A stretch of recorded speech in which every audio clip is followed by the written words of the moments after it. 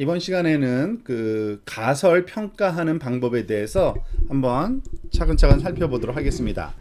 예를 들어서 집값 예측하는 문제를 다시 한번 살펴볼까요? 이와 같이 데이터들이 그 수평축이 그 집의 그 사이즈고 우리가 잘 알듯이 해봤듯이, 그리고 수직축이 그 집 가격일 때, 이와 같은 데이터가 있을 때 우리가 만약에 그 사이즈의 한 4차 오더까지, 이 x1, x2, x1이 사이즈고요. 그 제곱, 세제곱, 그 4제곱까지를 우리가 활용하는, 그래서 그 하이퍼세시스를 가정하고 이 피팅을 했을 때 당연히 그 비용 함수의 그 에러가 굉장히 작아질 거라는 거를 우리가 예측할 수가 있었죠. 즉 이렇게 뭐 나온다든지 정확하게 우리가 예상할 수는 없지만 굉장히 에러 값이 작게 잘 피팅되는 그러한 그 소위 하이퍼세시스를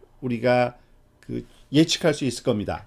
자, 그런데 이렇게 되면 보통 우리가 오버피팅이라고 얘기를 하죠. 이 그림상에서 그 굉장히 위글리한 그런 그래프로 그 대상을 그 오차가 적게 훈련 자료에 맞춘 건데, 만약에 그 우리가 사용해야 될 특징들이 훨씬 많다면, 예를 들어서 가상적으로 한 100개 정도다. 뭐 집의 크기, 뭐 number of bedroom, number of floor, 뭐 집의 나이, 그리고 average income in neighborhood 또는 kitchen size 등등 해서 한 100가지 정도가 된다. 그러면은 이것이 오버피팅이 됐는지 안 됐는지 확인하는 게 굉장히 힘듭니다. 즉 일단은 그 오버피팅이라고 하는 거는 훈련 자료 집합에 없는 그런 새로운 자료에 대해서 적용했을 때 이 그 하이퍼세시스가 잘 들어맞지 않는, 그래서 일반화에 실패한 경우를 얘기하는 건데, 굉장히 많은 특징을 사용하는 가설의 경우 이와 같이 100가지 이상, 그러면은 거의 그 우리가 시각적으로 확인할 수 있는 방법이 없습니다. 굉장히 한계가 있는 거죠. 그래서 좀 더 체계적인 접근 방법으로 우리의 그 가설이 오버핏이냐 아니냐를 점검하는 방법을 우리가 확립할 필요가 있습니다. 이를 위해서 보통 우리가 그 주어진 그 훈련 자료를 조금 나누어서 사용하는 경우가 많이 있습니다. 즉 훈련 자료가 이와 같이 전체적으로 뭐 예를 들어서 10개가 정도의 그 집 크기와 집 가격의 자료가 주어져 있다고 생각을 한번 해봅시다. 그러면은 이것을 둘로 나누는 그 소위 과정을 먼저 거칩니다. 예를 들어서 한 여기부터 한번 여기 이렇게 나눠볼까요? 자, 지금 보면은 이 훈련 자료와 시험 자료를 나눈다고 되어 있는데, 지금 주어진 자료가 한 10개 정도 될 때 여기서부터 여기까지를 말하자면 훈련 자료, 트레인 할 때 훈련 자료로 사용하는 거고요. 나머지 한 부분은 또 테스팅 자료, 즉 시험 자료. 그러니까 훈련으로부터 얻어진 그 파라메타들이 정확한지 아닌지를 시험하기 위한 자료로 요거를 사용하는 그런 경우가 좀 있습니다. 보통 이렇게 무작위적으로 세트를 나누고요. 뭐 어느 정도의 비율로 나눠야 되느냐 정확한 비율이 있지는 않지만, 보통 그 경험적으로는 한 70%를 트레인 자료로 쓰고요. 우리가 주어진 자료 중에 한 30% 정도는 테스팅 자료로 쓰는 경우가 종종 있습니다. 보통 우리가 그 훈련 자료의 개수를 이렇게 M이라고, 그 M을 number of train data로 우리가 활용을 했었잖아요. 그래서 똑같이 마찬가지로 기호가 좀 더 필요하게 되는데, 보통 그 M 테스트라는 그 서브스크립트를 써서 그 또 다른 파라미터 하나를 우리가 그 정의를 합니다. 보통 이 경우에는 number of 테스트 데이터죠. 그죠? 그리고 모든 그 세트로 주어질 겁니다. 그러니까 훈련 자료도 그 1번 훈련 자료와 1번 훈련 자료의 값, 입력과 출력이 세트로 해서, 그러니까 M개를 우리가 사용을 하고, 그 M 테스트계는 훈련 자료로 활용한다라고 생각을 하시면 되겠습니다. 그래서 이 그 파라메터를 훈련시킬 때는 이 트레인 세트만 가지고서 훈련을 시키고요. 그 결과 얻어지는 그 파라메터를 그 실험을 해서 어느 정도 정확한지를 확인하기 위해선 우리가 사용해 본 적이 없는 이 테스트셋 자료에 대해서 적용함으로써 우리가 검증을 하는 이러한 과정을 거치게 된다고 보시면 되겠습니다. 이와 같은 것들을 우리가 선형 회기일 때와 그리고 로지스틱 회기일 때 각각에 대해서 한번 그 자세하게 한번 살펴보면 이렇습니다.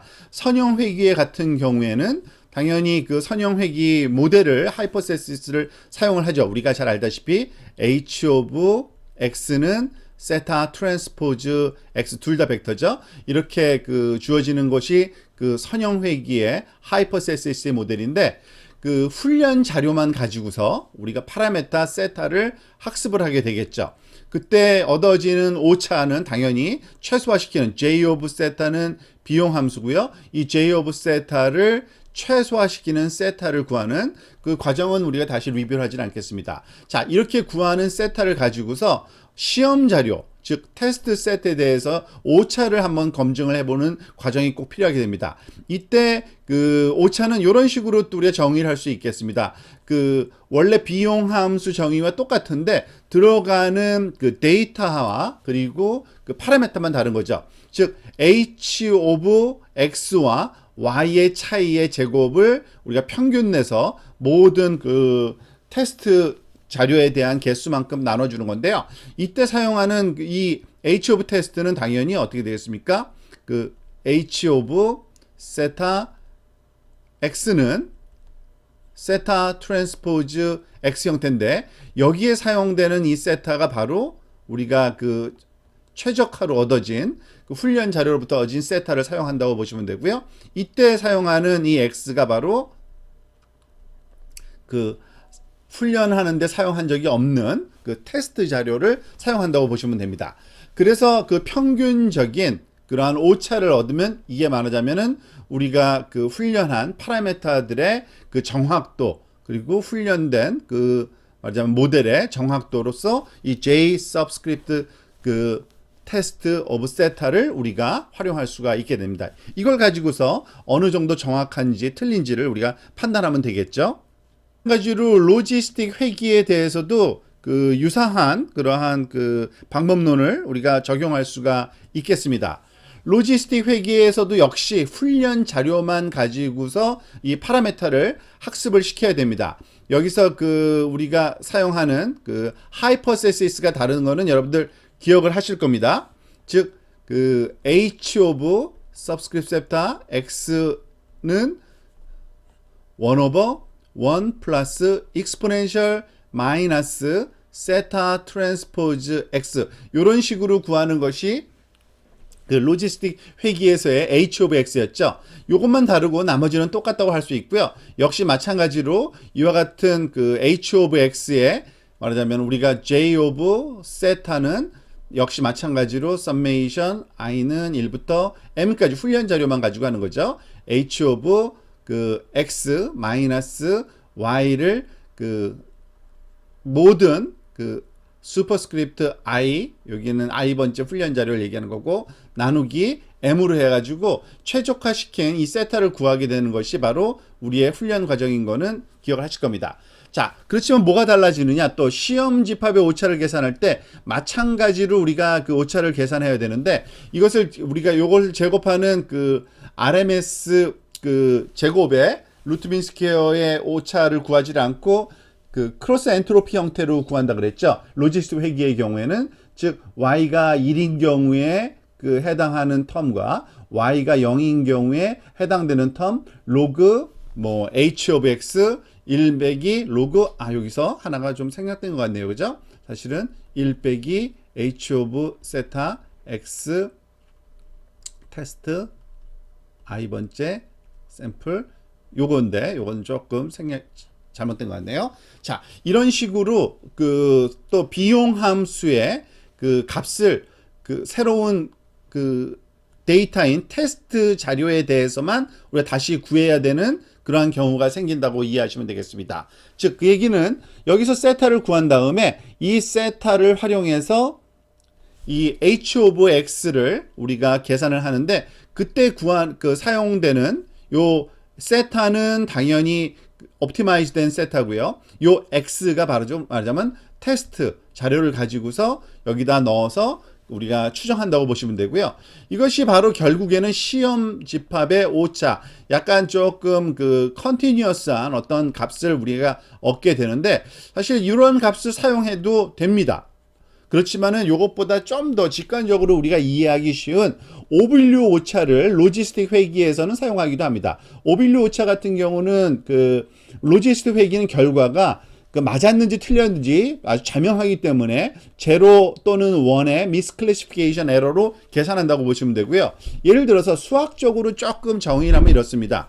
h of x가 y 값과 일치하는지 안 하는지를 판단해야 되죠. 그래서 에러는 당연히 뭡니까? 잘못된 경우죠. 잘못된 경우는 1 또는 0을 가질 텐데 1이면 잘못된 거고 0이면은 그냥 제대로 된 겁니다. 즉 이 얘기는 뭐냐면 h of x의 결과가 0.5보다 클 때 우리가 그 시그모이드 함수 형태를 이것이 띌 거기 때문에 이 시그모이드 함수 형태에서 이 0.5 이상이면 그죠? 이것의 크기가 0.5인데 0.5 이상의 값을 가지면 1 영역, 그죠? 포지티브 영역으로 우리가 간주하고, 만약에 0.5보다 작으면 네거티브 영역으로 그 우리가 간주해서 그것을 판단하는 데 썼었죠. 근데 0.5인데 y가 0으로 판단된 경우가 있겠죠.